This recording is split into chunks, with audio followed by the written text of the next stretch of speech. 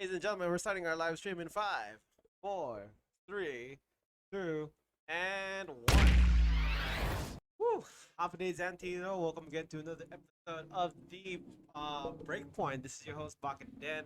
I'm from Northern Mariana Islands. We also got our boy, Blizzards. At your service. Anyways, hope you guys are having a good morning, evening, afternoon, wherever you are in the world. I hope continue to say amazing. It is Sunday. The week has definitely gone by a lot slower. Yeah, it got slower, and for a lot of the students here, I'm pretty sure the grind just started. So, for those who are taking classes this semester, high school, college, whatever, or even like abroad classes too, good luck. I just graduated, so I'll be taking a break from education. But for those who are gonna be back at the grind, please, if you guys feel overwhelmed, ask questions and take it easy because your classes will go by quickly. And one of my biggest tips for everyone that's starting out in especially higher education is to take a break because I thought when I first went to college, I was so arrogant. I was like, man, this is gonna be so easy. I can so pass this, but I got overwhelmed easily. So for those who are new to college, you are the pacemaker. So there will be a deadline, and it's up to you how are you gonna meet that deadline. So take it easy. Take breaks when you need to because you're only human at the end of the day. And I kid you not, even Simon can testify for this. Cramming is not a great idea. We'll do it. I'll get caught doing it, but it's like one of the shittiest things you can do. Oh no, without a doubt. I remember I would do like late night sessions, stay up to like just to like practice everything. I mean, thank thank God some of them were open note tests, but even then, like your str- your stress level intensifies even if you get like an open book test. That's true because whenever it's an open book test, a lot of instructors will have higher expectations. Like you can't get this wrong because the book's in front of you, and that's where like the dread comes in. It's like, okay, now I have to try harder because the book's with me. Actually, I remember I had an instructor, and she was really clever when it came to open book test. Yeah. So she would set up 30 questions for her exam Mm-hmm. or her test, Yep. and what she would do from there is that she would give you 30 minutes to complete. And I was like, that is so evil. So yeah.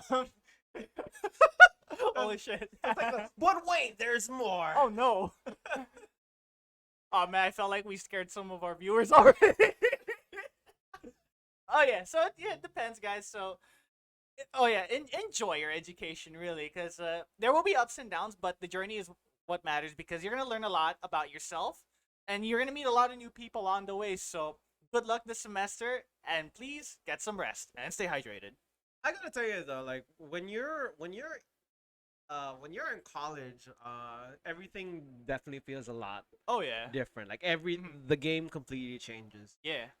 One of the most main things I had to go through having to deal with textbooks. Like, Oh man. I think like you may not like in high school, middle school, elementary, you guys were allowed to take your books home, right? It was all paid for. Yeah, it was all paid for. College, no, you pay for your own textbooks. And my thought essentially at the beginning was that textbooks would be pretty cheap. I think they're like for $40, right? yeah, I would think at least 40 Right, bucks, right. right? And I'm like, My most expensive book, I was a criminal justice major, and my most expensive book was Constitutional Law for $285. And it's not a thick book. It's like, trying to think of a good comparison. It's like those, those typical chapter books like you see in the library. That's how thick it was. It's nothing crazy. It's not those like fat ass like textbooks. It's those very simple ones you can read. actually, it's funny though because I have some like on the side of my on the side of my bookshelf. Yeah. On the side of my it's just bookshelf, that, like yeah. Let's go grab it. like $285. That's my most expensive book. But I think the computer. There you go. That book. Oh, that's the same width. Okay. This is $285. My constitutional law book. I Yeah, was like, shit. I was like, I still keep Oof. I have notes. Wait, you took calculus? Oh no. Yeah, I took calculus. Ah. I took calculus. You know what the funny thing was? Yeah. Like, this was a business calculus. Ah, I Business see. calculus course. I And see. the thing that sucked about I like calculus. I had no problem with that. But the problem now is that they don't like it was a required class back in 2015 Yeah. in order for me to get my Mhm. bachelor's in business. Yeah. Now I don't need it. Yeah, because Oh, they man. swapped it out. So they nerfed it to Math 161. So in NMC, Math 161 is Algebra 2 with a tiny bit of calculus. Just a tiny bit. It's not the hardest part of calculus. It's like the punching bag amount of hard work. The diet calculus. Yeah, basically. exactly. Because like when so in NMC, in terms of like mathematic range, we do offer calculus, but not a lot of students go for it. So what NMC opted to do was, for bachelor's degree students, all they need to do is take Math 161, which is basically expanded algebra 2. That's basically it. And then below that 132, a standard for all associate degree graduates is algebra 2. And then so on and so forth. Algebra 1, pre-algebra, and general math. My heart's still in the same place for calculus. I was like, I like things that are formulated. Right. I guess you could say. I don't like its other cousin. Is it trigonometry? No, it's not trigs. Trigonometry was okay. The one I didn't like was statistics. Oh yeah, right. Oh. So much number crunching. I saw like sample problems. I'm like, bro, I thought like doing accounting work was boring enough, but this is just worse. Like the thing is like in terms of if you compare it in terms of applicability, Yeah. you're more likely to use statistics more than you do calculus. Right. And that's Yeah. the thing.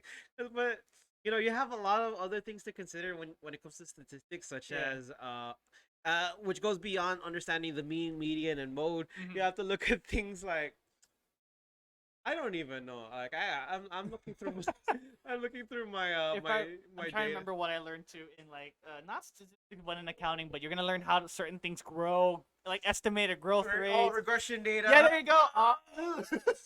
In Math 161, you'll only learn how to plot it, but not solve it. Thank God.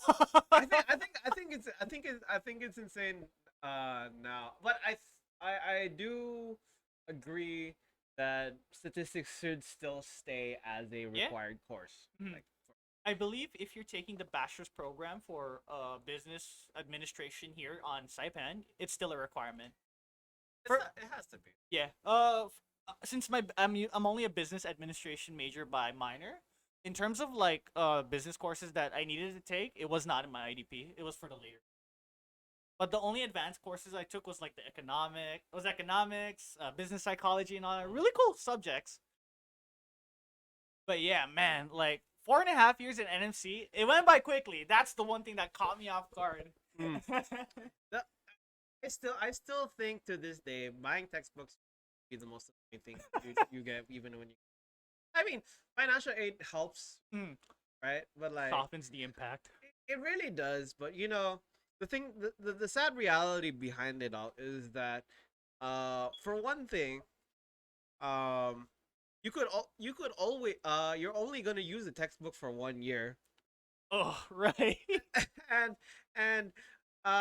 if you're not like me, I usually hold on to my books. Like I have a huge collection of my books, and I still haven't tapped into them. So for me, especially with my criminal justice books, I just loaned them to students that needed it because if you're a criminal justice major, the law hardly changes. If you want to look up law, you can just literally Google the U.S. Criminal Code or Constitution. There you go. The textbook was online the whole time. That's actually another thing that frustrates frustrates. That's the other thing that frustrates. That's the thing that frustrates me about the whole education system, the post-secondary education system, is Mhm. that you also have situations where the book edition constantly changes. Oh man, like- no. this book is the 10th edition. So you know there's 9 editions that come before that. And the painful part behind it is that with every book, uh you think to yourself that a lot of the questions and a lot of the material they're gonna stay the same. It Yeah. does not. Sometimes it does. Yeah. There's very uh the reading material is still probably gonna be the same, but the questions that they use behind it will be different. Yeah. It's a lot harder when it comes to math books too, Yeah. because problems change every time, Mhm. and that's the thing. Like your book, the book that you have before it, Yeah. whether you plan to use it or you plan to sell it to another student, Mhm. its value is gonna go down, Yeah. like significantly Mhm. lower. I remember I had like a hero of an instructor. Shouts out to him. His name was Hessel Eintema, a former lawyer at the Attorney General's office. That guy was such a cool dude because for criminal reporting, he was like, "Do we really need a book for this class? It's relatively easy." So criminal reporting is this is at the point of view as a police officer. So every time you go to a crime scene, you got to report it on paper. So it's very simple. All you gotta do is write in past tense and keep it concise. You don't need to write anything fancy. Just gotta report what happens at a simplified level. As some would say, if a fifth grader can understand it, a judge can understand it. Like literally, like when my instructor saw the material on the book, he was like, "We're gonna pay this much to write that simply." Like he had none of it. He just like, guys, don't buy the book. It was crazy because like NMC actually had stock of it, and he put his foot down. I mean, it was an optional buy, but he just put his foot down. I was like, guys, this is optional because you can all learn this. Anyone can learn this. And he jokingly said, anyone can take this class, and we just got to give them a gun and a badge, and they're good to go. Are you for real? Yeah, no, that was like the joke. He's like, police. You can be. This is the police officer speed run course. Report the crime. Make sure no one's hurt, and you're good to go. Don't forget to process the crime scene if you did. That's criminal reporting. Yeah, it was that simple. Huh. Like, bro, I'll give you like my paper, like my criminal reports is not even like a page. It's like what, 2 pages max? And if it's like a bigger crime scene, I'll like attach a couple more pages of evidence, like the ones I've taken a picture of. Yeah, that's about it. It's rather simple. And the book, if I'm correct, was pretty pricey. Like it's a very skinny book too. That's what like horrified me. It's wait. It's I think it's skinnier. Like those American comic books. It was that type of skinny.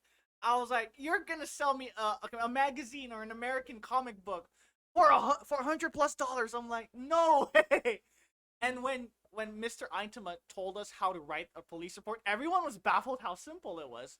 It just takes a bit of practice, but the more you do these police reports, it'll be second nature real quick. Yeah. Like I said, if a fifth grader can understand it, a judge can understand it. I know. And during these times, like textbooks are, people are finding alternative ways to make textbooks much more accessible. I mean, shout out to the teachers that don't use textbooks. Thank you. For college. Y'all the realist. I know as an alternative, some will, there are companies out there or some people that will rent out their books. Mhm. And I thought that was a nice option because for one thing, you're only going to borrow the book for one semester. Yes. And you're going to return it back. Mhm. And typically, like, because when you rent out a book, you don't necessarily the price is a lot cheaper. Yeah. But there's still a caveat behind it. Mhm.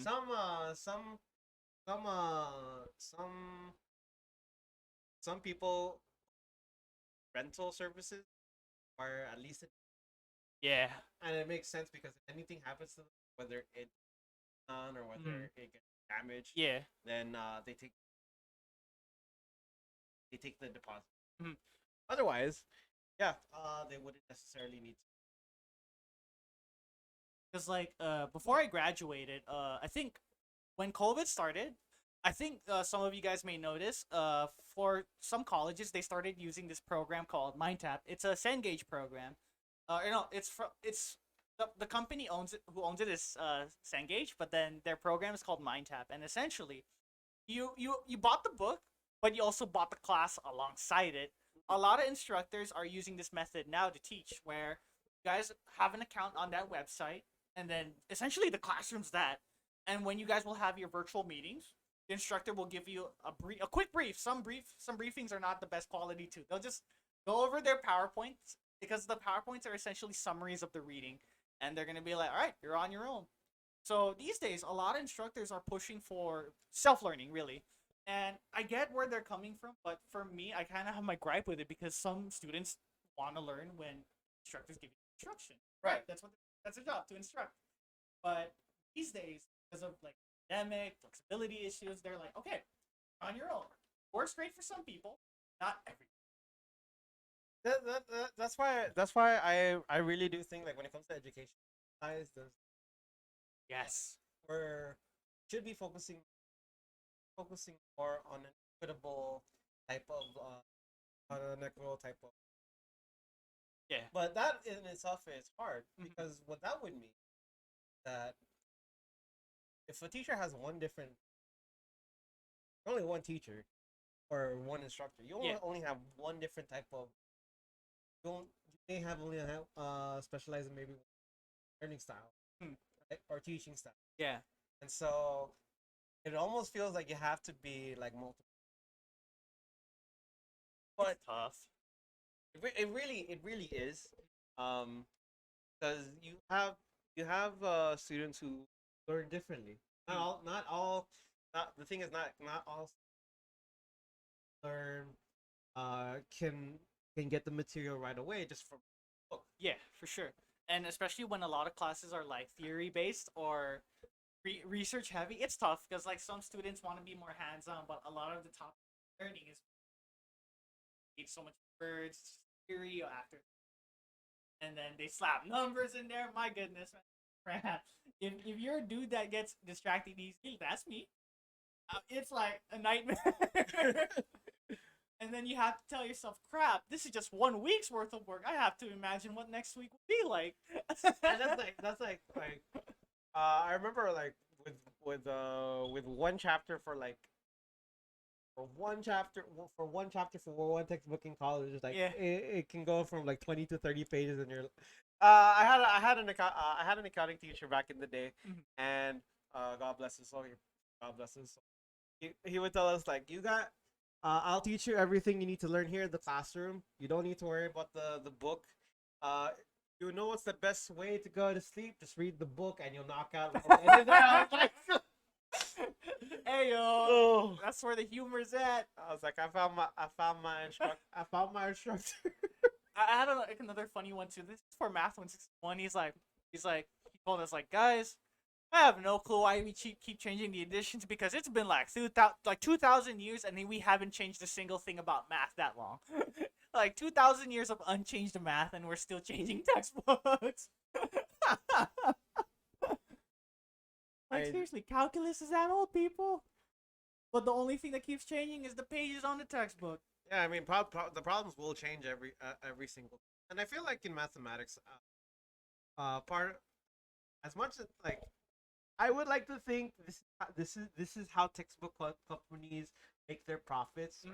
Profits going Yeah. is if they change the edition because they're like, oh no, we're not getting people to buy their buy books now. Yeah. Why? Because people are selling them secondhand or Mhm. having reused books. In Yeah. fact, the value of like the value of a textbook depreciates over time. Yeah. Significantly. Where it gets to the point where like you can find like a third edition textbook for maybe about $10. Yeah. Maybe $5 also on Amazon. Yeah. Whereas in their mind they have that mindset where it's like, oh no, they're evolving. We need Mhm. them to buy more of our stuff. Yeah. So we're gonna make a new edition. Right. What's pretty sneaky, that what they do is they actually contact colleges and make deals. So like, hey, you can get a bundle of these books a little cheaper if you partner with us and all that. And that's why like colleges are forcing their students to buy books so they can meet their little contract deal and all that. I mean, there is definitely a quota that they Mhm. would need Yeah. to meet. So like it gives the company a justification to send them more books and all, especially That's with logistics. And again, it makes sense, but at the same time, if you're a struggling college student, like uh, it's hard Yeah, when you're trying to save. tough man. Especially and what sucks is that there are a lot of scholarships, and I highly encourage our viewers here to apply for them.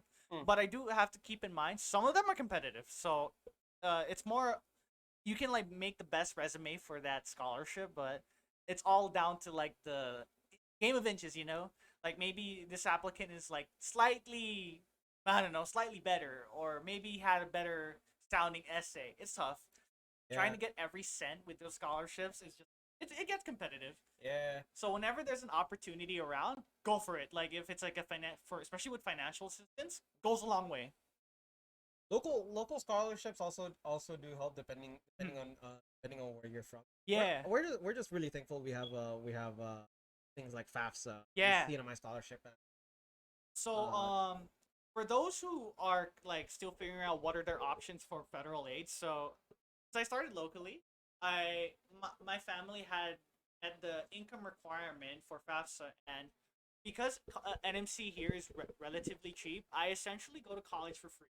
And a lot of my friends in the states do not believe that. They keep calling my BS and all that. And then when I showed them a sample receipt, and they were baffled because like I had like my friends like finish like at least 4 years in their college, but they're already $30,000 in the hole. And I keep telling, and then for me, the only thing I need to pay back is community service hours, which can be acquired by either working in the private and public sector. So your options are, very flexible on how you're going to repay your government. Oh, sorry, just to verify, Shefa and CNMI scholarships, you guys can repay your scholarship just by working. Because the whole point of those two scholarships is to bolster the workforce. that's usually based on how many years you Yeah. work Mm-hmm.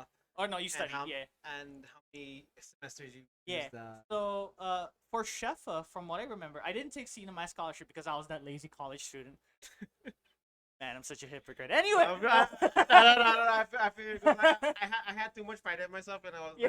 like, I'm not, during my time, like I thought to myself, like I'm not gonna use I'm not gonna use I'm not gonna use CMI scholarship. I'm good. Yeah, man. And in fact, like during my time, we had something called Ooh, yeah. the CACG grant, which was also Mhm. known as the College Action Yeah. Grant.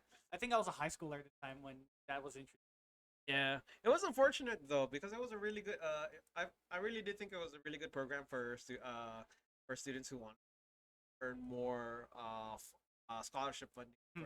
for their education. And what's an interesting bonus is that if you guys do well, like especially if you guys are sky high people with grades and all that, like if your grades are sky high, like at least the 3.5, you'll get more money. They will reward your hard work, especially depending on the funding though of that scholarship grant. Hmm. But if funding is good on their end, you will get your bonus pay. One of my highest paying scholarship money from Shefa, because I had good grades, at least 3.5 GPA, I was awarded almost $3,000 of scholarship.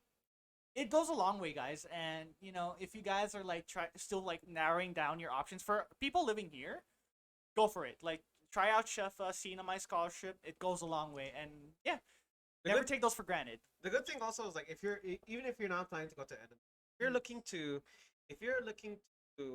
seek education, like let's say off island, like Yeah. especially in the I think I the don't take my word for it, but Mhm. I think you would still be able to avail the CNMI and stuff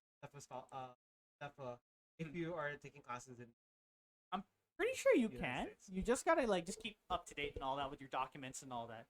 R67 has a question. How long do I have to work to pay off CNMI scholarship? That's So, actually a really good question.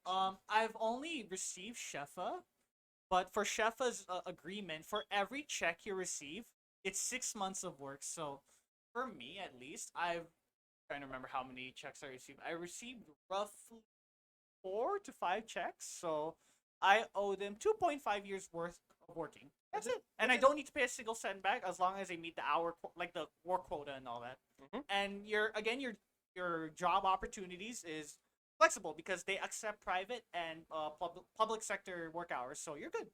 Yeah, I mean, as long as you're working in like CNMI. at least for here inside Mm, for here in the cinema, as long yeah, as you're working within the yeah. you're still good. That's amazing because especially with the competitive job market and all that, jobs are hard to come by, and it goes a long way to have more options when to look for work and all that. And what's crazy is that you know the opportunities of Shefa and CMI scholarship, they're always open every semester. It's not like those. There are certain scholarships where they open up maybe every couple years or so, but especially in the CNMI, Shefa and the CNMI scholarship, they're open every semester. So yeah, look out for those, especially if you guys are tight on money. Yeah, without a doubt. Mhm. Then when you get into like the other competitive, when you get into the Oh other yeah. competitive graphs, I don't even know where to begin. Let's start off with the local ones, like for example, Matson, Tansulin.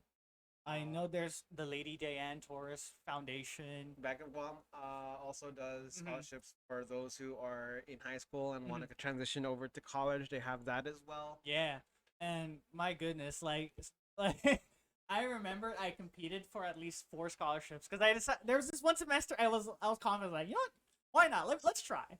I think this was before I got my first degree. I was like, all right, I threw all my applications in, but I got nothing, man. Ooh. And it's okay because like don't be discouraged for trying because that's the best part about scholarships. You are not discouraged to not try because there's no application fee and all that. As long as you give it your best effort, that works.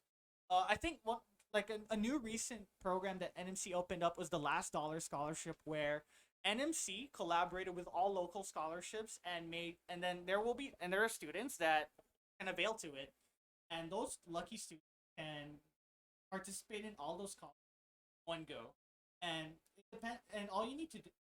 I remember like this summer they did a swearing ceremony where That's nice. students from different high schools swore part of the Last Dollar. They wanted it was an initiative since that you guys have a lot of opportunity, especially if you're starting out here. So yeah, I swear, like as the years go by, more opportunities are rolling in, and I kind of regret missing out on those for sure. Mm. I think like scholarships and funding are. Yeah, I man. think I think what's most important. I think what's also just as important as those getting ready for college is internships. I feel like Mhm. having internships also goes a long way in terms Oh of yes. building up the experience. Mhm. Because like college should not only just be focused going to college shouldn't solely be focused on trying to uh build up your education and academic knowledge. I Yes. think it would make a lot more sense if you're able to take what you learn and Mhm. apply it into whatever field you're That's looking to definitely. do. It's really cool because a lot of what's cool is that a good example is law enforcement, where before you become a police officer you have to take courses at NMC, so stuff you learn at NMC will apply to your law enforcement.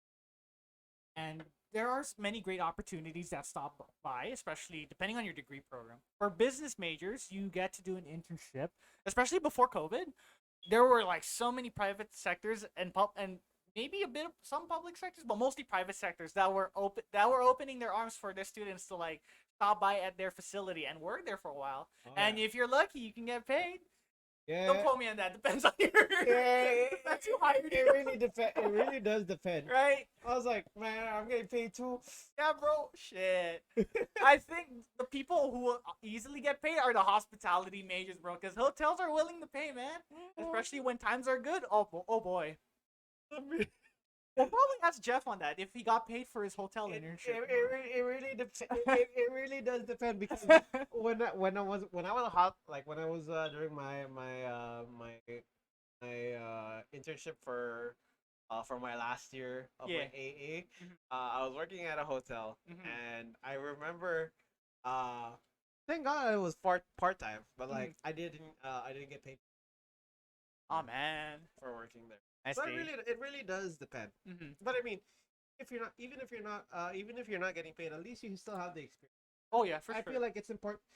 It's important, especially for the job force, because in this day and age, whenever you look at a job application, and they give you the requirements, Yeah. minimum 1 year, minimum 1 to 2 years of work experience, Yeah, I'm like crap. and you think to yourself, well, how the hell am I going to get? How the hell am I gonna build my job experience? Yeah, and especially not like you're taking college, it's kind of hard to find the right job is because there are some jobs that only are offered full time.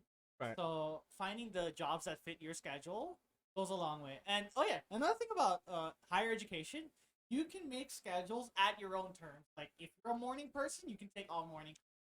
If For you're a sure. night owl, you can take all night owl classes. Especially if your luck is good, you can get those best case scenario classes every semester. If your luck is good. Or if you're those super introverts, a good portion of the introvert, you can just take all online classes. I've been doing that for like my past few semesters, and my God, like, bro, my classroom is my bed and my pillow. Yeah, I'm a student now. Oh man, I remember the first time I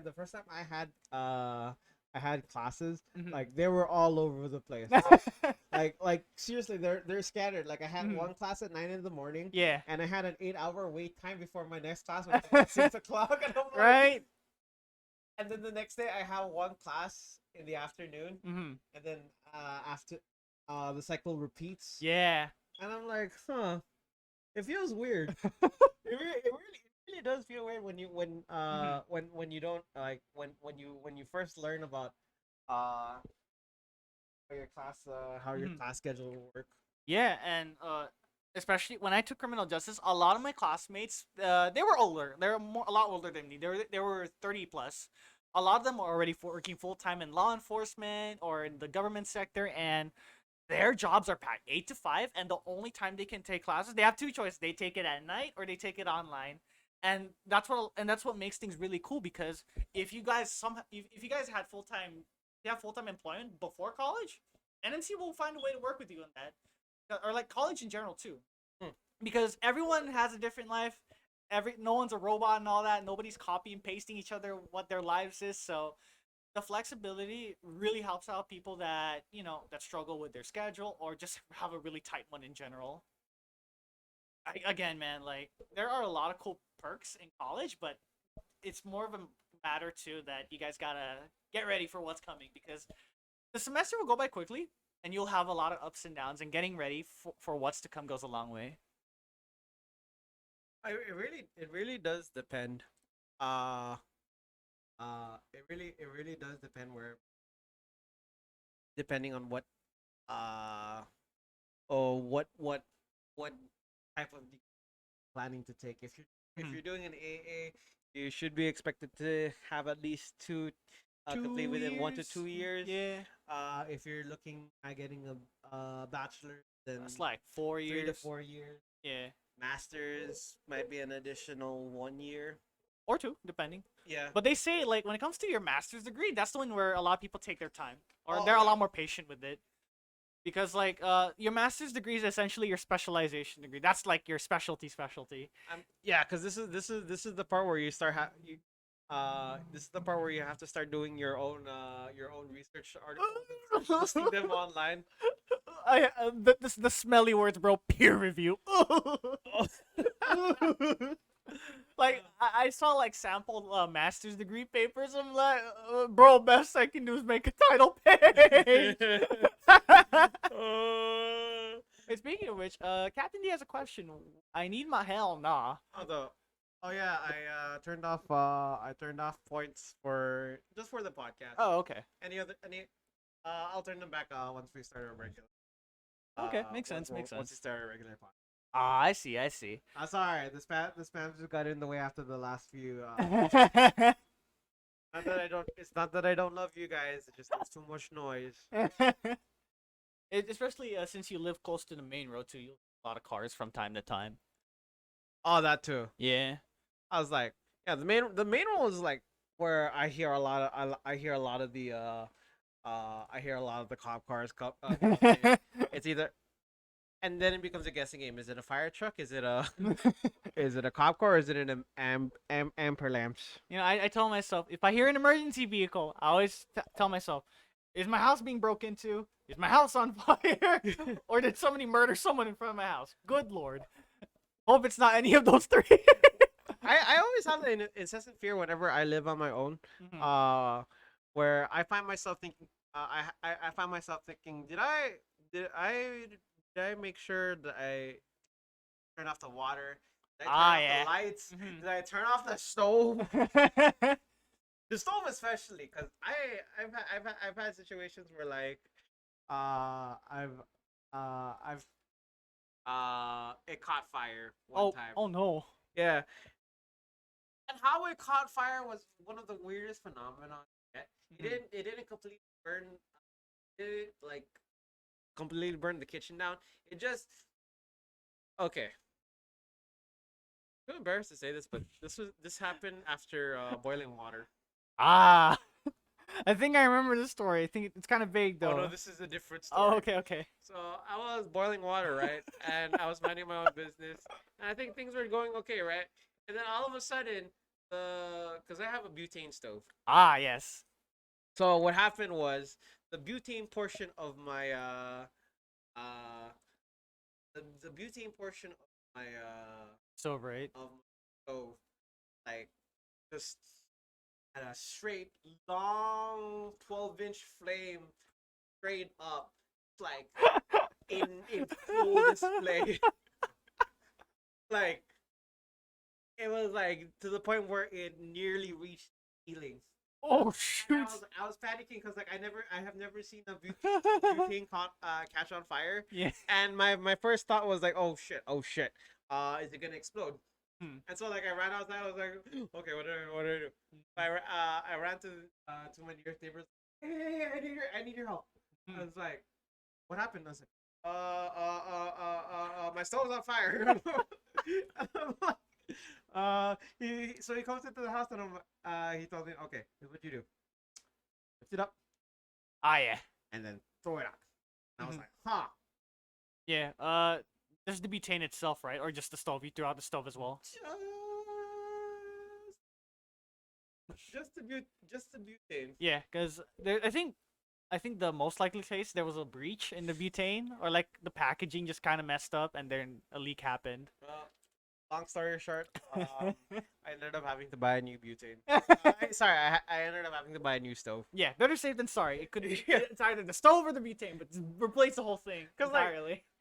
I was just thankful though, because like in my mind when I saw that thing catch on fire, I was like, I was already thinking of GTA logic. Uh-huh. Cause like if something gets on fire, then it's gonna gonna blow. explode. All right. Oh boy, I left my hentai running once. my my age I bought subscription. I hope there was no family members nearby. Oh, Oh boy. that's another thing that's scary though. If you leave your subscription on, and then the next month you're like, how the hell did I lose this much money? It's like you look your Netflix subscription, your Crunchyroll It subscription, just piles on. your Xvideo subscription. You're like, I had that happen to me. For me, it was Amazon Prime. Because like I stopped using Amazon Prime because I usually go to eBay these days. But yeah, I was like, why is my card being charged every month? Then everybody's like, oh, it's been charging me for 7 months and I forgot to unsubscribe. Oh my goodness. Well, there goes like $20+ every month. Oh boy. Well, hey, speaking of Amazon Prime, if you have Amazon Prime and you like watching the stream, make sure consider donate consider using your Amazon Prime and get a Twitch free Twitch subscription. I can never be. I realize that I can never be. I can never do sponsored ads now. It takes some practice, especially because essentially you're basically advertising it, and it's basically a sales pitch in a way, and it does, and you still need some confidence with that, so you gotta practice for sure. Oh, it just doesn't feel natural. Like for me, it just doesn't like Especially, I'm not like everyone has seen those YouTubers, right? Yeah. Raid Shadow Legends, like, oh no, here we go, here we Come go. with me and join me on a journey to defeat Oh. epic monsters using this epic code. And With high quality console graphics. Oh, don't forget, console don't graphics. forget to join me in this guild. And then you gotta give them your username too. My username is Bakadinax670 at Raid Shadow Legends. Oh god. Baka Shadow Legends. Oh, Baka Shadow Legends. Let's go. like the day I saw myself is when you see me when you see me play Raid Shadow Legends. I will admit though. No, for the record, I did not download Raid Shadow Legends. Calm down. The thing is, like, YouTube ads have a very interesting way of convincing you to play their game, and a lot of them are misleading. Yeah. However, there was one game that caught my attention, and Was it Dislight? actually Dislight too. Hey. But before I get to Dislight, I wanted to talk about this other mobile game. I liked this mobile game because of the way they did their memes. Like their memes Was it was Girls what X Battle 2 or something? No, not It that. wasn't that? Oh. No. Actually, no. I hate Girls X Battle with a passion, and so like you will never see me play Girls X Battle because their ads are A's basically. No, the mobile game I'm talking about is called Summoner's Greed. Summoner's Greed? Summoner's Greed. I'll keep an eye. I like how they do their ads because every ad is a meme. Uh-huh. And the thing about it is not only do they make memes, they use those memes to bash other mobile games. And I was like, yo, I like this ad already. It's like all other ads are fake, but not us. And you know what's funny too? Like there's been ever since Summer's Grade has been working on developing their own memes. There are other mobile games out there that try to replicate what they do. Oh yeah. And I've seen like Facebook community. I've seen Facebook comments in the community that are like, nice try. You can't copy the original. So I was like, yo, the support for Summoner's Green was actually pretty good. So for me, it was the ad game that I actually play every day now. I swear, when I first saw it, I was like, I swear this looks like a hentai game. Because like, they got the sexy 3D models. I'm like, man, these girls look hot. This is like a hentai game. I decided to check it, like, because adults be adults. But when I played it, I was like, this is the most wholesome Plants vs Zombies-ish game I've been playing. It's actually pretty fun. Gacha rates are ridiculously fair. It's a slow cook game, but give it a couple months, you're already in the late game easily. What game is this? Illusion Connect. The ads look like those stereotypical hentai games, like they love the sexy 3D models, and I'm like, oh, all right, fair enough. But then when you install it, I'm like, this game's surprisingly wholesome and simple to play. Like it has like the class counter system. It plays like those games where you have like a cost meter, and every character has a cost. So you start with 20, and then some characters cost 18 points to summon, 10 points to summon, so on and so forth. And essentially, you just gotta beat the enemy leader and all. It's like a Plants vs Zombie-ish kind of game where you use cost to summon plants or waifus. Yeah, I was like, this game is surprisingly easy and wholesome, but they went with the pseudo hentai fucking ad. Why does that? It got me good though. Why did this? It worked. That's the funny part. It worked. Damn it. My will broke that day.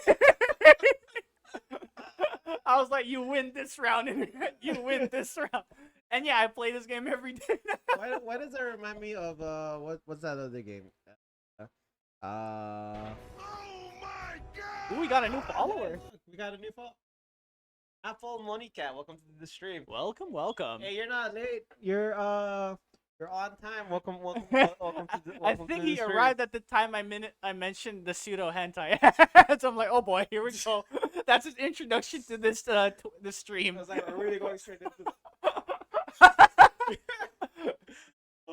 But yeah, like I'm telling you, companies are desperate, bro, to get attention, and it works sometimes. No, yeah, that's the problem though. Is like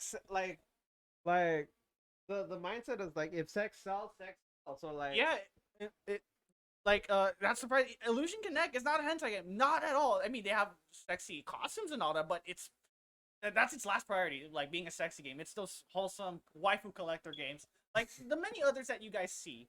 But the way they presented it is like very, seductive. They got like the 3D models here and there. I'm like, oh, okay, I see where these guys are going. And yeah, and that's just one game. And there are a lot more games trying to compete for your attention too.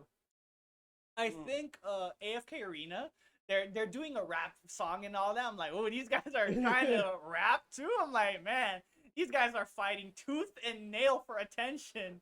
AFK Arena. I've actually played AFK. Yeah. Uh, It's auto farmer, right? it's an auto farmer. Like Ah. it doesn't hide the fact that it's an auto farmer. Mhm. And a lot of games these days Yeah. are automatically farmed. I think games like Epic 7's picking up the slack too. You've seen their music videos now. They're adding music videos too. I'm like, I oh, thought it here we was go. nice. Like we're starting to see more. We're starting to see Epic 7 slowly get on the rise. At least it's not cringy. It's entertaining. Yeah, ads. it's entertaining. And then I'm trying to remember. There's more. Arknights is doing the music video route to Azurlay. Nah, it's just a straight up fucking striptease ads and all that. I was thinking of I actually want to go back to FK Arena because Mhm. FK Arena has been trying really hard to get into collaboration content creators. Like I think the most recent collaboration I've seen with AFK Arena was with Markiplier. And I was like, so Markiplier is a playable character in AFK Arena. I was like, what the hell? My goodness, man. Captain D says, I remember when I found a Pokemon ad and it shows the gameplay from Pokken, and I was interested to download. And when I downloaded the game, it was nothing like the ad. Yo, I've seen, there's a lot of bootleg Pokemon. Like they'll put pictures of Pokemon, but when you see the game, this is not even close to Pokemon. In fact, it's a buggy mess and all that. It's very sneaky. Another one, I'm trying to remember the name of it. It's another phone game where you play as an angel and you have like so much inflated stats and all, and you gotta fight monsters to make your angel look super strong. I saw this one ad that felt bad. Like this one commenter said, "Man, I feel bad for the artists that really drew these nice angels with armor and all that, only for their game to be super shitty and all that." It was like plot armor. Yeah, right. Like the gameplay is like Diablo, and then you just gotta fight monsters to get stronger. And like the designs are really nice, but my goodness, man, bro, look at the ads, like look at your 9 million combat power angel, like 9 million in like 30 seconds. What the fuck is this game? Okay, that's another thing I want to talk about. It's like every time I watch a YouTube ad, there's always this weird scenario where it's like you have the really cool guy that's like, oh, you can't join our club. Oh yeah, 'cause, like, I have. I think that's have this Warpaint. and this character, and Oh I'm my at a gosh. combat power of 10 million. Ooh, What do you ooh. got? Well, I have this character and that character for 15 million, and it just snowballs from there. And then, like, the guy, he's like, you guys got those guys? I have this guy, this guy, and this guy, but I only have to enter this promo code. Or 23 summons, yeah.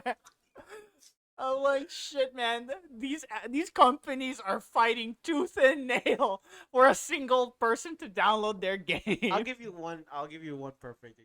As I think what was the title of the game you mentioned? Was it Illusion Connect? No, it was an illusion. I'm trying I to. think it's Lords. I can't think if it's Lords Mhm. Mobile, but like the way they did it, like you probably saw this ad on YouTube if anything. What they did was they got there was a guy. No, there was a guy. He was standing outside the window, and the girl comes in, and the girl was just oh, I didn't expect you to early. And Oh, then, that. and then turns around. There's another guy that comes in. Okay. So it's a situation where the guy is getting cheated on, right? Yeah. And then he starts flexing. It's like, back off. I'm the new owner of the house now. I got Sure Girl and this house because I have this character and I got a combat power of 5 million. Ooh. And then the guy's like, get out of here. And then he starts flexing on his own characters and how he got them for free. And I'm like, I'm telling you, these ads are wild, man. And you come to the realization that's just one game. the problem here is that they feel very forced. Like it kind of like they're just for the sake of. Yeah. I can't think of. I can't think of a good YouTube gaming ad I can't think of a really good like YouTube gaming ad that I actually liked. I think the ones I like are like the music video ones. Those are pretty good. The one and then the simple ones that just show like highlight clips. Like I think a good example is like Genshin Impact. They just show highlights of characters fighting and all that. I mean that's bearable. I can bear with that. But as long as it's like nothing cringy, like I slept with you, girl, and I have 5 million combat power, and I'm okay. I'll let the suit like the hot 3D waifus renders and all that. I'll give them a small free pass, but yeah, as long as it's nothing cringy, I can tolerate it. I don't Okay. I don't like it, but I'll just tolerate it. But You like know? keyword there is tolerant. Because like ads these days are wild, so you never know what you get. Like I have no problem with ads. Like ads are there to Entice. entice and to market. Yeah. But the problem these days is that ads are. I feel like some ads are going too far. Mhm. Like to the point where like see them repetitively, you can actually memorize them by heart. And you know what's gonna happen because see these ads happen a lot. Uh, I don't even know where to begin. Reminds me of that one time, like, so there's going to be sessions in my class where like we watch a video on like some instructions, Yeah. like to as supplementary material. Right? Like I'll show them a quick, and then all of a sudden it goes as I start my YouTube video, out pops in a Grammarly ad, and I'm like, writing's not easy. Oh but no, here we go. Grammarly can help. Angry English teacher noises. I was like, you know that guy that goes, Yeah. that's me. That's me. Every time the Grammarly commercial pops up, I'm like, bro, you trying to steal my job? The shade. They're throwing shade. Like, the timing could not have been well off because man, it just irks. My dad had like a funny experience with ads too. So my dad's we're still troubleshooting our Camry right now. But then Guam Auto Spot had the audacity to advertise my dad's new car, and my dad with his glorious nausea. Putang ina, dude. Like where does $46,000 come from, huh?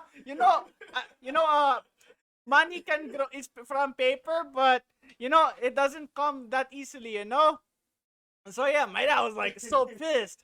BRB, I'm gonna get a call from my dad. Speaking, but yeah, he's calling. I think this is a good time to take a quick break. So yeah, don't touch that dial. We'll be back in a few minutes. So yeah, question of the day. What's your favorite color? Yeah, let's go with that. What's your favorite color, guys? We'll be back. My favorite color is one. Let's go with that.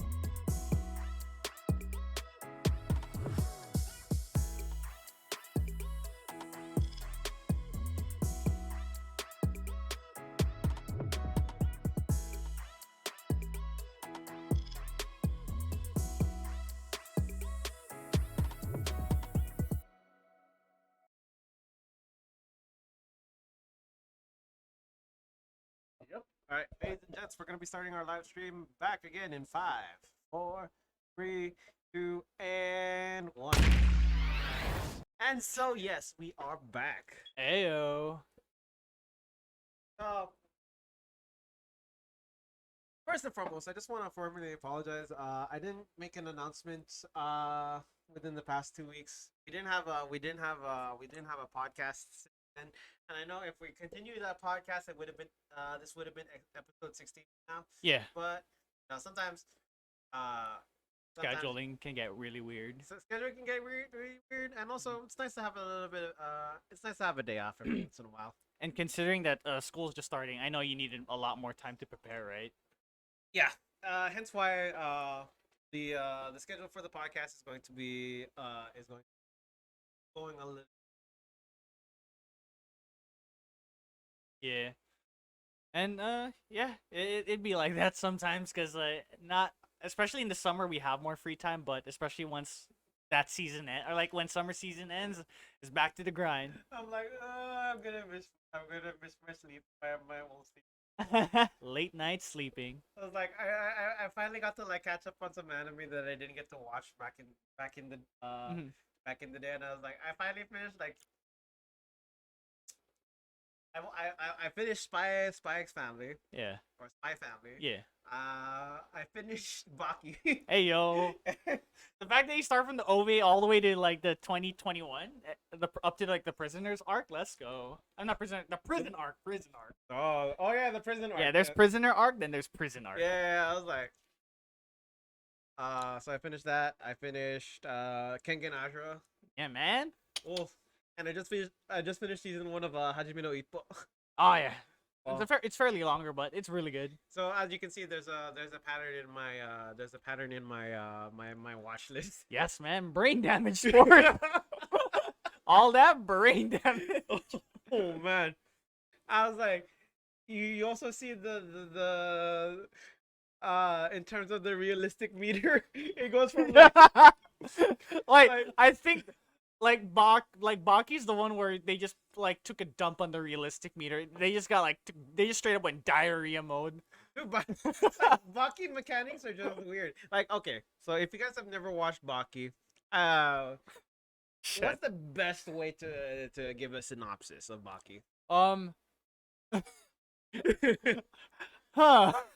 Good question. All right. So, first and foremost, Baki is a combat anime, martial arts anime. But what they do is they make the realism in martial arts. They add a bit of fantasticalness in it. Like, there are some like realistic portions of it, but they exaggerate it a little bit.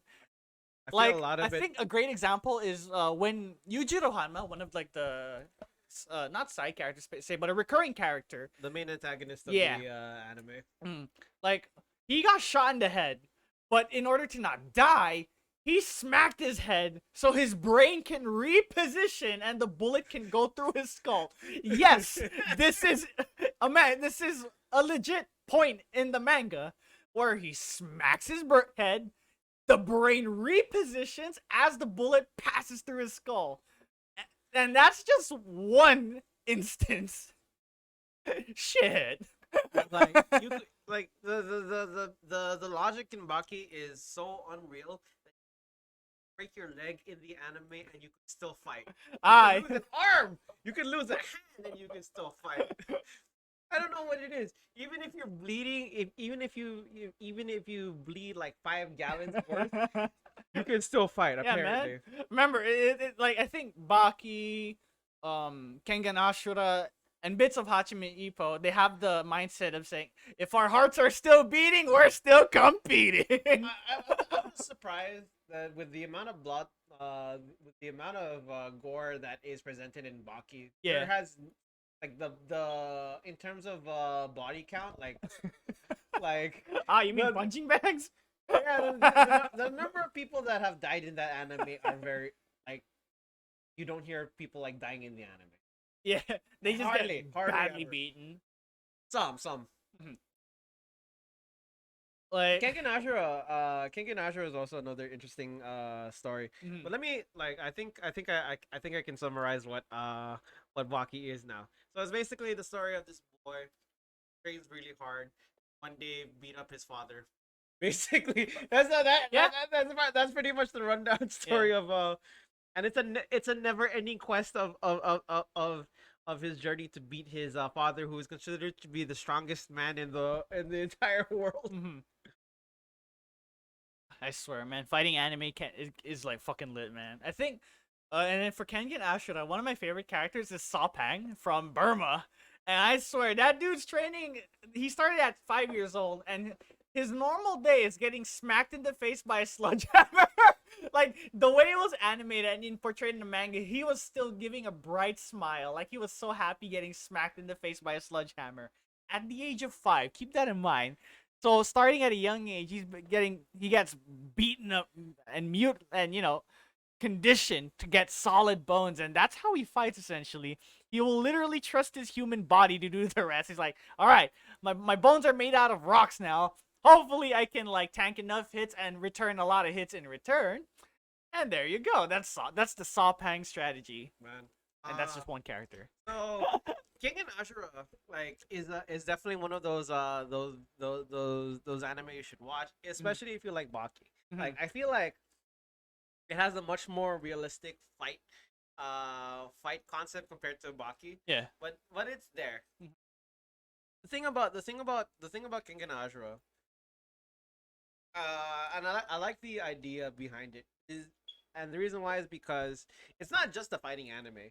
Uh, the way the world building works Yeah. there, if you have business transactions, let's say for example, if you want to make a business deal, Yeah. you don't do it through contract writing. Mhm. You do it through fighting. Yeah. Coming back Sometimes to even my fight to the death. coming back to my favorite character Sopang, like he has a deal with Yodosuke.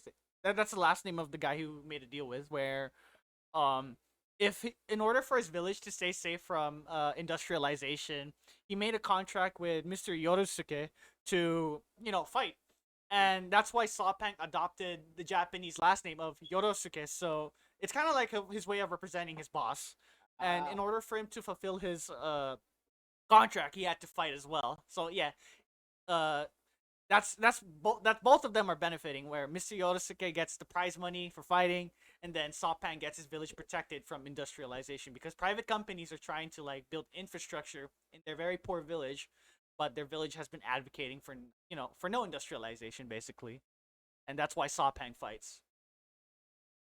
I do hope there's a King and Ashura season. There is. I think it's called Kengen Ashura Omega, but that's a manga. Like that's a sequel after the whole tournament. Okay. Yeah. I think for the most part though, like the thing about the animation, like I think that's probably the one probably gonna distract people. Oh yeah, The anime because it's for King and 3D Ashura. based. Yeah, because like a lot of it is CGI. Mhm. But like if you can get past that, the fight scenes are actually very realistic. Mm-hmm. I'm like thinking about the harpoon guy. Oh, That dude was so magnificent when he moves. But Uh, terrifying, dude. Like, did you see Sopang eat an entire knuckle sandwich from that? That's a haymaker, dude. And he ate that happily. I just like the animation or the fight scene out of that. Like Yeah. because Sawpang's fighting style is Lee's way. Yeah. And It's so basically gloveless Muay Thai. actually what I've oh no that's for me. Boxing. Yeah. These ways, it's in a way it's very similar to Muay Thai, and they really encourage headbutts, and that's where I come back to like what Sopang trains with. Like as a little kid, he gets smacked in the face with a sledgehammer. Again, he was 5 when he started doing this, and that's what terrifies me. Hold up. Wait, not he's a great sword main. Yeah. What do you mean bully longsword means? It's okay. Okay. You see what you did? You just bullied a longsword main. Hey man, I played I played Longsword since the PSP eras. Monster Hunter Fraternity Night. I don't know. Yes, I admit I am a weeb. That's one reason why I love playing Longsword. And second of all, I think in terms of playstyle, it fits me the most. It's nothing too especially in the Blade Master class, it's nothing too fast. but nothing too slow for my taste. And that's where like great like longsword hits like the middle ground of like how I play the Blade Master class specifically. Just hits different, Yeah, right. right? I played greatsword, but I am very bad at predicting movement patterns sometimes.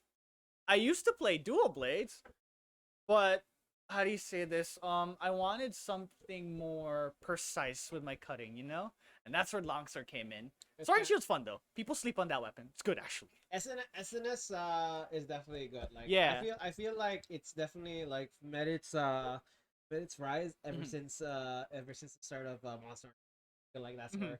that's where you see a lot more great Yeah. sword mains. And then you see me in Monster Hunter Rise being a smelly tryhard, learning how to parry every single attack. Like I was practicing with Tigrex and Nargacuga. Those are very annoying wyverns to deal with. But those are also perfect target practice for longsword users because they have very annoying patterns to predict. And my goodness, man. The amount of times I tried to not punch the wall every time I miss a parry. I was like, God damn it, parry. But hey, parries are pretty disgusting because like if for longswords, if you land a parry, you get your spirit gauge levels up by 1. And of course, when you get red spirit gauge, you already know what that means. Helmbreaker. Mm. And then rinse repeat. That's why a lot of like longsword mains really practice the parry because it really ups your DPS and it just speeds up the spirit gauge climb. And yeah, that's why I'm a smelly longsword main. Don't you judge? I just like the nice little weapon. Except only the times when the longsword isn't a longsword. I think there's some other weapon classes have that weird thing where longswords also have sights, halberds, and then I tell myself that's not a sword. That's a scythe. It would have been it would have been nice if there were new weapons. I think if you, do you have you heard of Monster Hunter Frontier or Monster Hunter G or something? Frontier Z or G? Like they have this weapon called a magnet spike, Magnet where spike? it has like two modes, a slash and a bonk mode, and that crap's annoying because or not annoying, busted because you can like throw a magnet shot at a monster, and then you can switch modes where you can like magnetize towards the monster to engage. And when you want to disengage, you can unmagnetize and then you can pull away from the monster. It's very broken because once you build stacks too, you can switch to either slashing or bonk mode depending on the situation. That sounds disgusting. Yeah, dude, it power creeped the hammer badly. It not power creep, it just replaced it because it was that flexible. You can either slashy or bonky bonky and disengage and re-engage like anytime. And this is the time where the what's it called the silk binds were introduced yet, and when movement was limited for all weapons. Like the only nimble weapons at the time at Monster Hunter Frontier was like the dual blades, insect Right, glaive, and tonfa. But and then the fourth weapon was oh yeah, that's tonfa's another like new weapon they added. They added tonfas in the game. It had, if I'm correct, it had like the long strike and a short strike. Basically, it had like two range modes. It's basically I think it was impact. Like the damage type is impact, and it's basically nimble impact, where dual blades is nimble slash or sever. Tonfas were dual impact, if I remembered correctly. But magnet spike, dude, it's just you either bonk or you either slash, and you can have free disengages anytime. It's that disgusting. That's And then throughout my entire time playing Monster Hunter, I usually played longbow and longsword. So yeah, those are my two weapons of choice. Yeah, man. Dude, longbow? Oh my goodness, bro. I always pretend that I'm like a fucking badass ranger, but then when you get tail smacked by a monster, it's like, crap, I forgot I'm supposed to stay close to them too. Like, that's one thing I love about Monster. You play a range, but you still gotta be close to the monster. I'm like, these guys knew that they don't want you to become a lazy fucking guy in the back, just like camping the monster. I mean, there's the moments where you station yourself and you're like, okay, I'm good. I'm at a safe distance. And you see them fly out of nowhere right in front of you. No, when they jump it, that's where it gets terrifying. They just jump to you. I'm like, oh crap. I think one of my favorite monsters is Barrios, like the saber-toothed tiger wyvern. Like he'll jump and land face first. That's like the funniest shit ever. I'm like, this guy really wants you dead. I was like, crap. Then Tigrex is the one who just charges relentlessly, man. He'll just keep running and running. And like, my God, like if he's in rage, he'll do it 3 times too, and then add a tailspin to laugh at your face. Speaking of running, how's your legs feeling? Oh, after good. Yesterday. Actually, good. Yeah. Today I was just getting him moved. And right in terms of recovery, I'm doing great. How about you? Man, I gotta tell you, the day after the run, I was like, I think I'll be fine. But by the time I got out of my bed, I was like, yep, I'm done. I'm done. So, for those who don't know, there was a 10K race at the Grotto yesterday, and my goodness, it was a tough race for me and Simon. It was a scenic race. I will say. Oh yeah, of course it was. You got the lovely, the slopes of the beat, like the sites, like the scenic sites, like Grotto, Bird Island. The Then you got coconut the smelly route of Calabar Cave, bro. Oh, Like man. for those who ever been to the Calabar Cave route, if the poop dries up, it looks like tar. That's not tar. That's cow poop. Like it looks like tar, like the ones you see in the road. But once the smell starts getting strong, you just put two and two together, and then you can tell yourself that's dried cow shit. I had one of those unfortunate moments where I encountered I did encounter cow poop while I was there, but like it was in the mud, so like it got mixed in with the mud, and I was like diarrhea. I'm like, oh. I was like laughing at myself, like, I'm glad we didn't pass by cows because some cows are pretty territorial, especially during breeding season. The bull will start ramming people who try to like interrupt it during its mating phase. So luckily, there's no cows during that phase as we're running. Thank God. I don't think I'd ever survive a bull running if that was. You're And then gonna- you, and then you have the Span, the guys who do it in Spain, and I'm like, how the hell are you guys able to do this? Like shit, man, they're willing to risk their lives to get like fucking. They're literally playing Monster Hunter. The bull's not in range state. He's actually horny. That's a no hit run basically. Exactly. That like bulls are at their most dangerous during the breeding season because they're a lot more aggressive. Now the thing about this race that makes it different from most, because we've been used to running 5Ks within this year. Yeah. And so yesterday was Ron Saipan's first ever. Yesterday was Ron Saipan's first ever 10K race. Yeah. Now, for those of you that don't know, 10K is usually 6 miles. Yeah. Or more specifically 6.2. And so, woo, that was definitely one of the longest 6 miles I've ever Yeah, done. and what made it hard was the terrain change. So, from what I remember in the route, the first phase is a hill, and that's where like things fell apart for me because usually my peak cardio is around 4 miles. Like I can sustain my pace for 4 miles at max. But once I hit that first hill, I felt my cardio got slashed in half. I was like, oh God, this hill's a bitch. I was like, crap. And then I reminded myself, after I finished the first 5K loop, I'm like telling myself, crap, now I have to climb. Ah! I was like, yep, that's my life. I just like after that one big hill, I was so glad that a lot of the other hills were just like down, Mhm. like they were downhill, so like you could And, like, you could run along with the speed. And the slope is like more fair, if you want to put it that way, like fair, or like it's nothing crazy. It's not steep. It's just like just right where it's not annoying. But like the initial one's like a nightmare, man. I'm like, oh God. The drawback didn't hit me until I ran back, and I was like, Oh yeah, oh, you run back. yeah, dude. Like the hill back is a nightmare because like in the first phase you're going down that hill. It was a steep hill, but at least you're going down. But when you're on your return route, you have to climb up, and that was a steep hill. And bro, like my inner Filipino came out. Luckily, nobody heard me scream in anger because I was like, when I like put my foot on that hill, my legs were burning, and I screamed, "Putang ina! Ayaw talaga yung hill to!" Like I was like livid, man. I was so pissed. I was like, "You gotta be kidding me!" Another. And I had to like, I didn't run this time. I had to like pace myself because my legs were really busted. And like, luckily after that hill, it was just a smooth jog from there. But yeah, I managed to finish the race too. But my goodness, like on paper, I was like, yeah, 10K should be okay. But then those hills just had to ruin the fun. Yeah, it was literally an uphill battle. It's like all those hills were just insane. Like I didn't realize how bad it was until like I ran the course myself. Because I thought it was just gonna be a flat course. Yeah, me too. But nope. You have to remember this is Saipan, where the roads just have to not be consistent at all. The terrain is just out.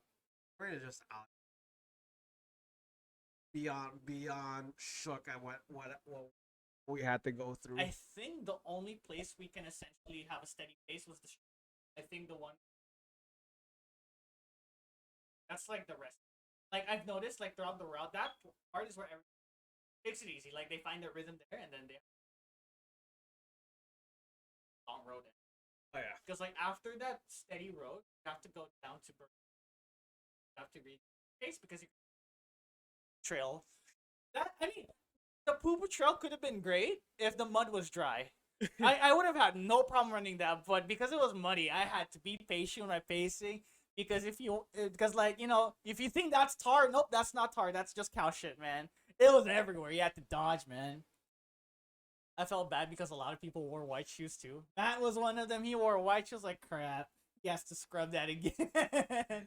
I need to clean my shoes tomorrow. My goodness, they're still muddy from yesterday. And that is why I didn't bring my birthday shoes for that, because I knew for a fact that we were like I was checking the weather report also, Uh-huh. and I was like, it's probably gonna rain, right? And even if it rains, there's still probably gonna be a puddle there. And I was Mhm. like, yeah, I'm not gonna run it with my best shoes. I was like, screw that. Uh, and like the best part was, I think. Oh, yeah, speaking of rain, I'm glad it rained after the run. I was like, oh my god, if it rained during the run and people are still on the cow trail, oh shit, literally, you're gonna be showered. Your shoes are gonna be showered in mud and poop at the same time, man. Like I'm telling you, that run was longer than I thought it would be, especially with those hills. Jesus Christ. Glad it's over though. Shouts out again to Run Fan for hosting the run. It was definitely a good win for the books. And I have a pretty good feeling this is definitely gonna be Yeah, and I next hope year. yeah, I hope so too because these running events are really fun. And I heard like as the runs go by, more and more people start slowly going to. That's a good thing. Like I believe originally the community just started out as like a just for people who like running to run hobbyists, Oh yeah. and then eventually became a wellness thing too, and it just snowballed from there. Like, Yeah. community is just growing. Like I remember when I was with Run Fan, like we started out as only 20 people. Yeah. And I think I remember our first race was the Matterhorn race. It was a virtual event, and that was where we had to run a 5K race. Yeah. I remember that because I do have the medal to prove it. Hey Where's yo. that medal? For me, my first like race was the Jotenkizu library race, and it was a 5K. I started like doing these runs after I graduated my minor degree 'cause I had a lot of time for it. And my goodness, best decision of my life, like getting on the running grind and all that. Like my weight, I maintain my weight and I look a lot better these days. So thank God for that. Credit to Simon too. He's the dude that actually motivated me to run. Goes a long way. I realized their medal collection, man. Hey, look at the drip. I didn't The flex. I realized I didn't have this much. I realized I had this much going on in after Dang, run. all And that's that. what I was like, I have 2 medals so far. Let's go. And I think aside from the Grotto 10K, you also have the beer mile, right? I think it's in your car. the beer mile medal is in my car. Wait, that's all from Oregon? This is one from Oregon. Hey, yo, that looks fucking badass, dude. The It's gold shaped- trim. See this it's actually shaped like Oregon. the state of Oregon. So badass. And you can see the ASICS logo here. This will forever be my favorite medals because it goes to show this was where I left my footprint in the States. Let's go, man. I'm looking for the one. Ooh, like bomb, right? Yeah. This was Wow. the GRC. This was when we held the Ekiden in back last year for the honor of Marissa from I see. How long was Uh, that route? that round was well, it was an Ekiden run, so like Okay. so you had 6 people in your team. Everybody had to run. Sorry, 5 people. You had 5 people.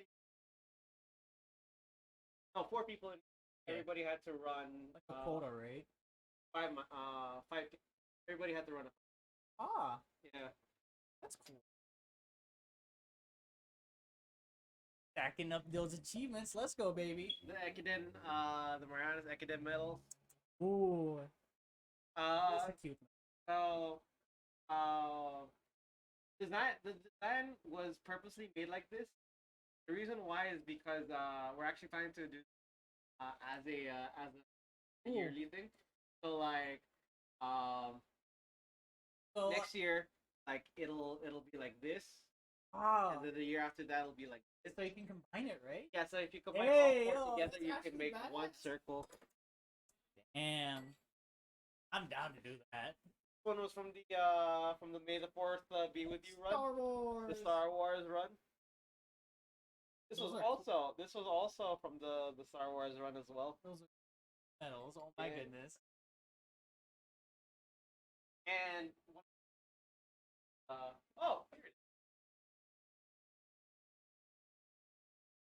Hey, They just keep stacking up, lads. This one-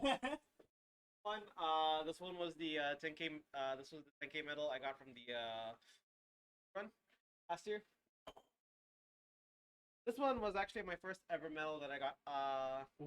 This is the Matterhorn. The Matterhorn medal, and you Ooh. can see that it represents the Matterhorn mountain, Switzerland. Ooh. And this medal over here. I wish I could show you the Grotto 10K medal, but it's on my car. It's a display on my car right now. Oh, okay.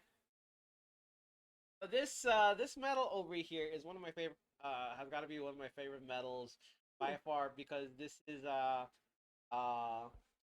this medal was from Universal Runs, Ah. and in order to get this medal, you had to run their half marathon. And so yeah, I ran 13.1 miles just to get this. And what's cool about this medal is that it spins. It's like oh man, I remember like The flex is real, guys. Let's go. when I watched wrestling, I was a big fan of spinners, and I blame John Cena for all the spinners. Yeah, In the man. United States, the grand champion belt. I was like, yo, this is nice. Yep. And that's what I'm gonna be looking forward to that too. So far, my collection, I only have two: the 4th of July run from Laddie Built, and then the Grotto 10K, the one I recently did. It's just gonna stack up from there, lad. I'm really like figuring out how am I gonna decide my place. Who knows? We might have another medal sometime this year. Hey yo, Who knows? let the grind. I don't know when it will be. My guess is probably going to be for the half marathon in sometime in the near future. So if you Ooh. guys are interested and want to get into running, yeah, this is a good time to this is a good time to give it a shot. Where you But go. if you're planning to make your half marathon your first run, please prepare accordingly. Oh no, Oh yeah, my goodness. I will like 10Ks and half marathons. I don't recommend for anybody that's starting Yeah, running because it's like it's a killer. it is. Like especially like these are the types of races that you need like prior training because your leg muscles won't be able to handle the load and all that. Yeah. Not only that, prior to the race, you're gonna have to spend like the weeks before, just like taking care of your muscles, getting proper diet ready and all that, because like if you're gonna eat, you gotta eat smart too, because you can't eat junk food before a run. Worst thing you can do. Yeah. You guys gotta watch your diet too, especially if you're gonna do longer runs. So you guys gotta plan accordingly too. If you are planning to do like a long, my one of my suggestions would be, like, when it comes to diet especially, is to load up on carbs like the night before. Yeah. The reason why is because your body needs sugar to break down uh when you run. And so as you run, you're using all the reserves in your body Yeah. to break down all the energy that you've built up. Yeah. Why you need to, well, it's not to the point where you want to get full, but like you need a significant amount to be able to run Yeah. tomorrow. Like if you run when you're full, Oh God, you're gonna cramp. Yeah. And most likely upchuck. Like like the stuff that's in your stomach will probably want. yeah, see, that's the route you definitely don't want to take. Yeah. For your sake, like, Mhm. I swear to you. And another important thing, guys, hydrate. I know, like, people meme is like, hey, you gotta hydrate, do it like before you do anything, but people sleep on it because hydration's really important in a run. Your body will lose a lot of water and all that, so you gotta like stay up to date with how much you drink and all that. Yeah, make sure you drink a lot of water before the race. Don't just rely on the water station. Yes, that's true. Don't just rely on the water stations. I'm not saying don't take water at the water stations, but you want to hydrate as much as you can. Yeah. Like when in doubt, a lot of people like to bring extra water bottles. I think I forgot what you call it. It's called a camel pack, where you wear a backpack that has like a straw in it, and then you gotta put water in the back. Oh, and they call drink it up. that a camelback. Yeah, you gotta get that stuff too. And there's no shame in that, because it's better safe than sorry. You don't want to like collapse in the middle of a run too. Worst thing that can happen, honestly. I really do think like either that or maybe even hydration. Hydration. Oh yeah, that too. Because like I think like my shopping list, I'm still figuring out which suits me more, like a camel bag, or I'm thinking of the camel bag though. That looks pretty. Are you actually interested in joining the half marathon? My legs were like ready to go to heaven, bro. Like they were ready to meet. They already met their feet, but after that they wanted to go to heaven next. If you guys watch JoJo Eyes of Heaven, bro, my legs have met Enrico Pucci, and they're like, we want to attain heaven as well. I was like, you guys better not attain heaven, or I can't move anymore. It's insane, like the amount of training that you have to do before. Yeah, even like before the 10K too, like the week prior. Like, my last practice run was on Wednesday. It was on flatland, okay? I didn't know it was going to be a hilly, but yeah. I practiced, like, 4 miles on the flatland, and then spent Thursday and Friday just getting some water therapy in, massaging my legs and all that. Just trying to make sure my legs are in good condition before a run. And then, shit, once that day comes, I was like, crap, even with all that prep, I still got really tired, and my legs were still beaten up, but hey. Me and Simon are alive. Yeah, I mean, I was glad for the most part that we were able to we were able to survive that run. We survived the running.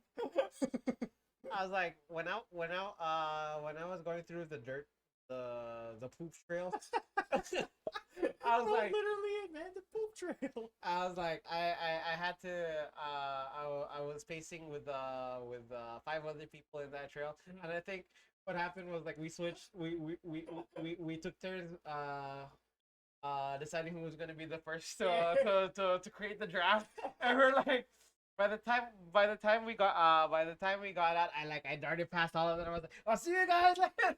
It was funny too, because like there was like a lot of puddles. So there was a puddle that only had like a clean road in the middle, and I saw Leo, right? I saw Leo. He was making his return route back, so I was like, all right, Leo, after you. And then I went to the path that he get through. without getting soaked, man. It was like the funniest shit ever. Like I was like making sure that no one else was gonna use that path. So luckily it was just like Leo and some other dude. They went past, and then I fall. After they left, Oh man. I was like, crap. And I keep telling myself, I'm glad it's not raining, because if it was raining, it would have been a lot worse. Oh yeah. I mean, the worst thing you could do is slip into. I know somebody almost slipped. I heard a story. Somebody almost slipped. Are you for real? Yeah, almost though. Luckily, I felt bad for one dude because he stepped on it because he thought it was tar. He really thought it was tar, like the one in the road. But then when he noticed that a smell was following him, that's where he put together. Are you for real? Yeah, you know it happens. That's because remember everyone has like the runner's high. Everyone's like focused on finishing. Oh race. yeah. Then when he stepped on it, he's like, why is there a lingering smell following? And then he looked at, and like I was overhearing one of the stories, like, you know, he was like talking to a friend, and then he told me, and then when I looked on my left shoe, there was some cow shit. And he's like, and the worst part is he did not know how long he was running with it too. That was like the best part. Like he told me by the time I finished the poop trail, that's when he started scrubbing it off, and it was so awkward because like the NMC staff was just like staring at him cleaning it. He had to scrub it off for like 5 seconds and then run and get his water and all. That was like the funniest shit ever. I was like overhearing the conversation. I had no problem with the poop. Yeah. My concern was like when I went through that trail, there were so many flies. Like the flies were the most annoying thing in that trail. Like you tell yourself, please do not go to my eyes or my nose or my mouth. And the thing was, they did. They went through my eyes, my nose, and my mouth. I was wearing shades too, so like some of the flies are already grazing my shades too. But luckily, none of them went to my mouth or nose yet. I was like, oh goodness, not yet. But I knew already some of them wanted to like eye check me, bro. It's like the funniest shit ever. Holy crap. Oh. And not only that, like you could feel the flies. Like Yeah. I could feel the flies lingering around my throat. I was like, no. Get out of my system. like I was telling so man, the flies are getting ready to eat the first two. This is so no. I was like, crap, man. Like, these cows and flies were just making fun of us, man. Like, bro, I bet, bro, the cows have, like, a Facebook page. Like, he's like, hey, these guys are going to run these guys are going to pass by our bathroom at this day. All right, boys, let it rip tonight. So these guys can, like, feel our wrath tomorrow morning. The thing is, like, they call the place a cow town, so You already know where that there's goes. a lot of cows that roam around. There's a lot of cows that roam around the area. At least the consolation prize is that no cows were within the vicinity. Yeah. Thank goodness. Oh my goodness. If they were, oh god. Hopefully they're not in their breeding phase. Or they're going to be a lot more aggressive than they should be. I think it would have been a lot more.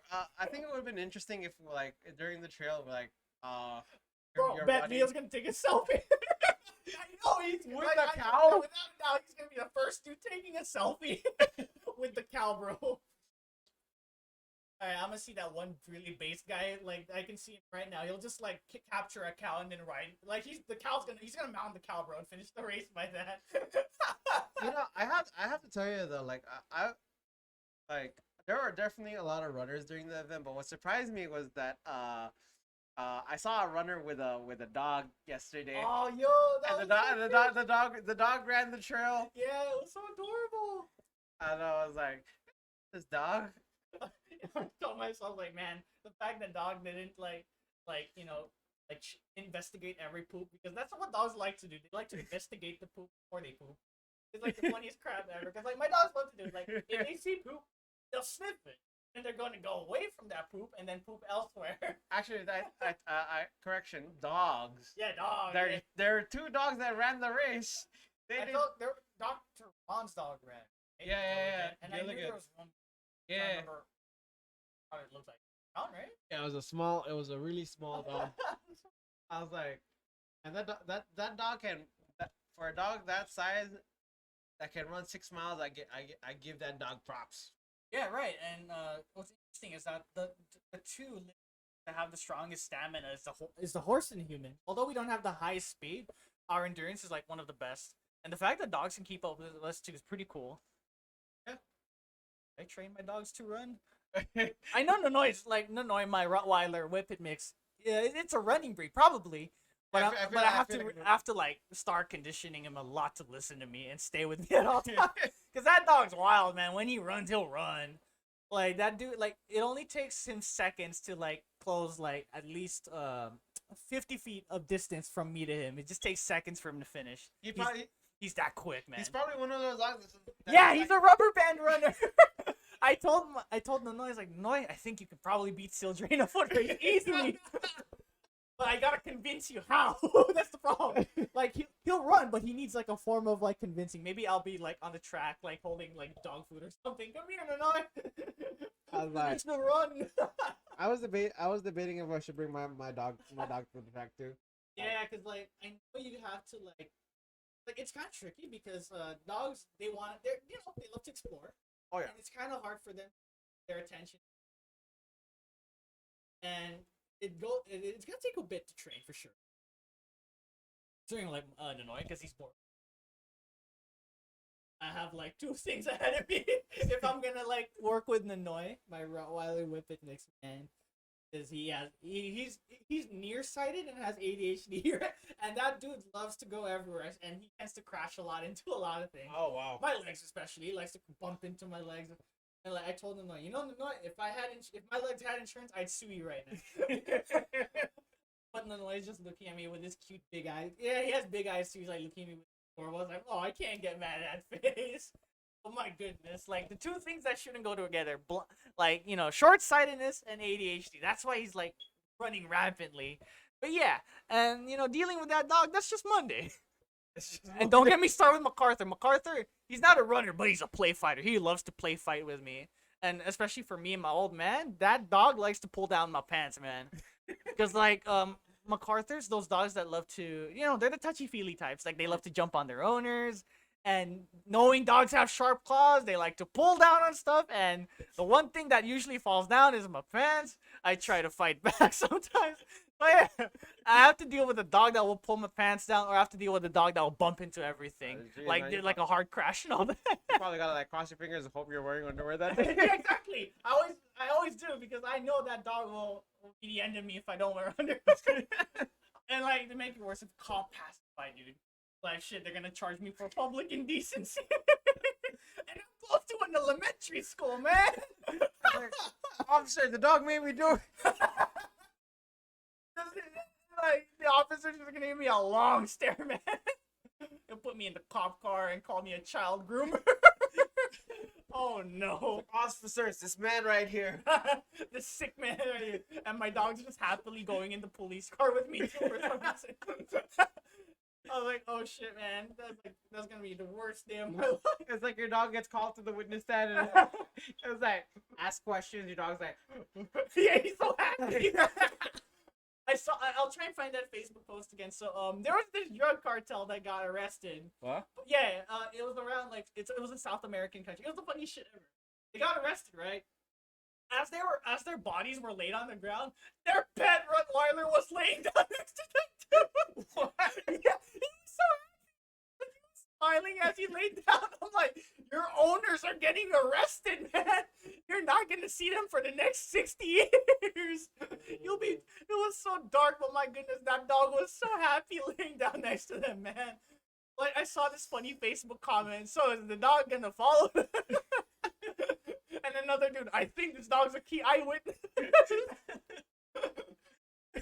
And then like the cherry on top, I bet the officer's like, oh, who's a good drug dealer? You're a good drug dealer. I'll try and find that post because it was so funny, man. The dog was so happy.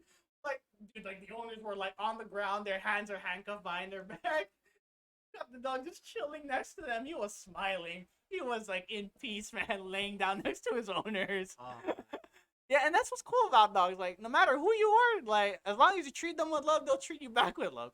Drug dealer, evil villain, some level 69 punching bag, bro. Dogs are just right there for you, man. Holy crap. Yeah, it'd be like that when you own a dog. that's hella crazy though.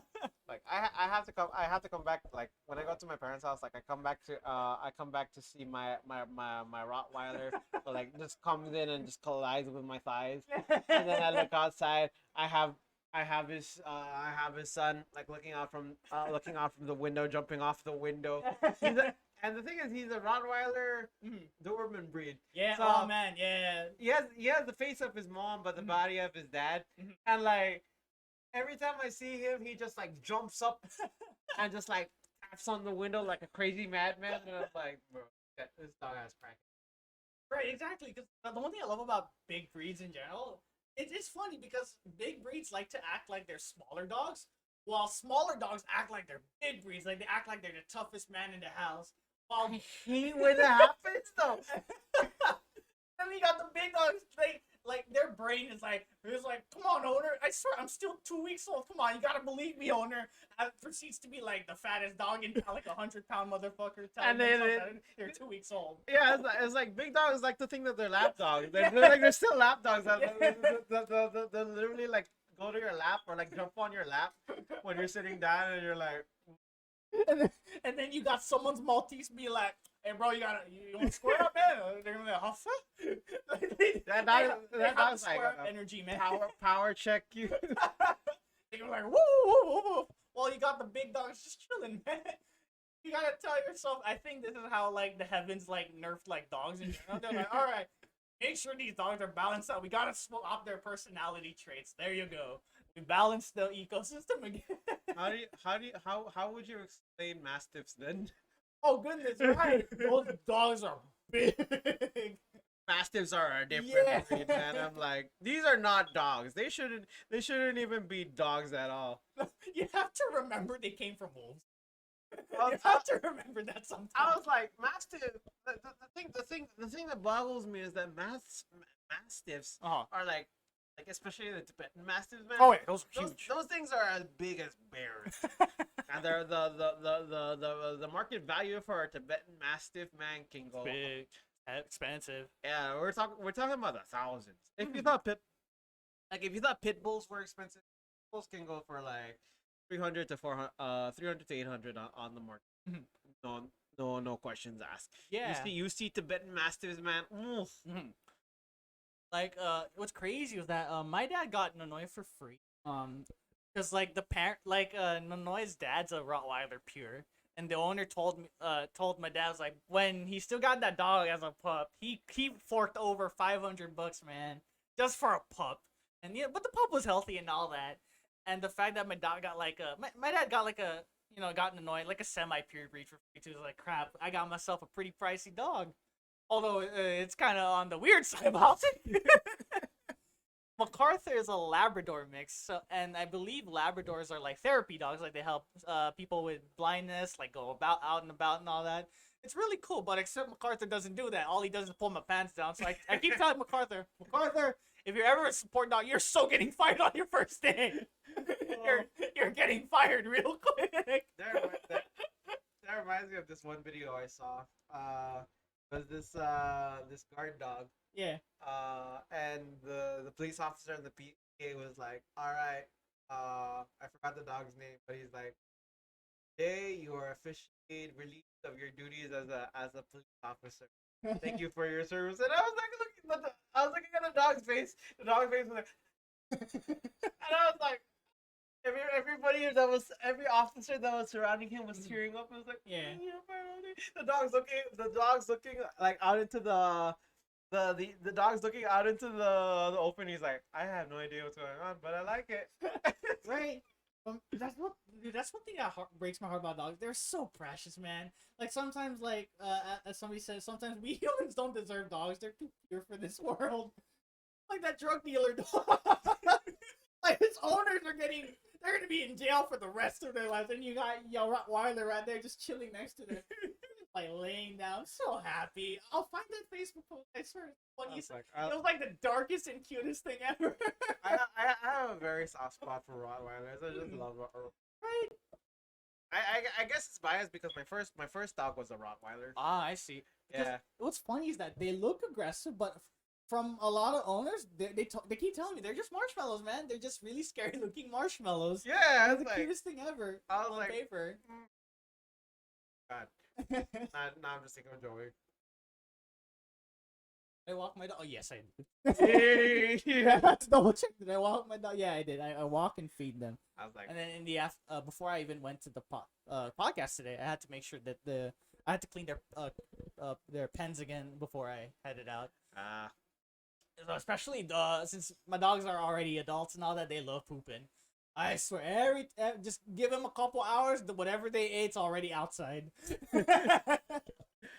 Like their metabolism's something, man. It's a machine. yeah. You gotta watch out for dogs, man. Because especially after they eat, they need to like exert it like Mhm. outreach. Yeah, dude. Like, and the way dogs digest, like, if you think one salvo of poop is enough, they're gonna do it again. These dogs are, they're digestion machines, man. And that's just digestion. Just imagine feeding, because I know dogs, the way they eat, their stomachs can be bottomless. Like, I remember, I'll feed them, give them like minutes, their food's gone, or even seconds, their food's gone already, and they're just staring at me with their cute, adorable eyes. I'm like, "Hey, look, master, I finished all the food. Are you gonna let me poop outside again?" I was like, I walked you for an hour. I fed you, and now you want to poop again? I was like, crap, I might as well install a toilet while I'm at it. I'm just thinking about fat dogs right now. I'm like the chunky boy. the chunky dogs, man. And my dad said, "Boy, if these dogs ever get fat, we might as well swap them for pigs." like my dad's like, "Boy, let's not make our dogs fat. These guys are dogs, not pigs."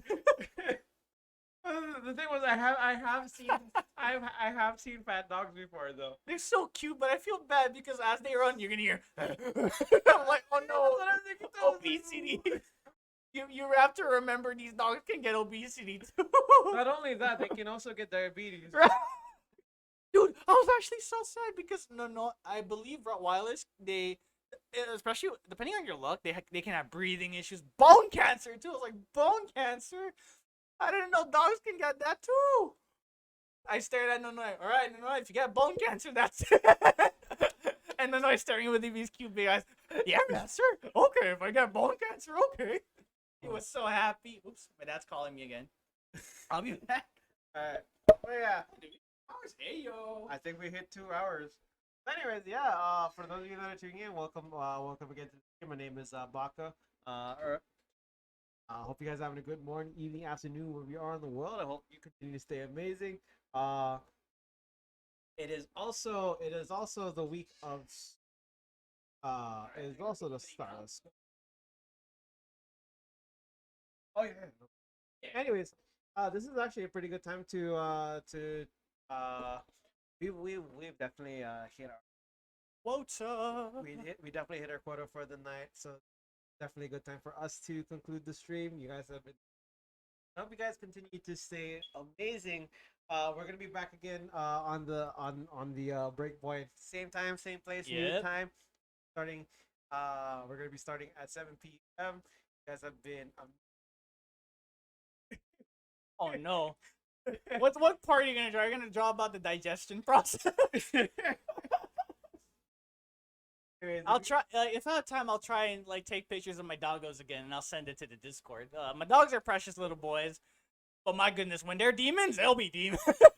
Anyways, you guys have if you guys ever checked out my socials, if you guys want to see the if you guys didn't get to see the entire episode of the podcast, definitely check it out on YouTube. It's youtube.com/cbakanden. You can also find me on Twitter if you guys want to check out some of my latest tweets, as well as my Instagram and on TikTok. I will be uploading a video pretty soon for TikTok. I hope you guys check it out. With that said, we're gonna look for somebody. We're gonna look for somebody to raid. I hope you guys can join me for the raid. You guys have been amazing. I hope you guys continue to stay amazing. And yeah, we'll let you. We're gonna see if we can try to do a stream later on this week. I don't know what game it is gonna be, whether it's gonna be League or Tekken or Tower of Fantasy, maybe. Anyways, love you guys, and as always, you have anything to say?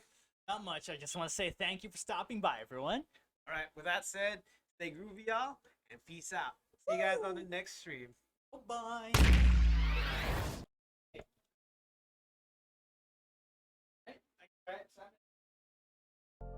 Sorry,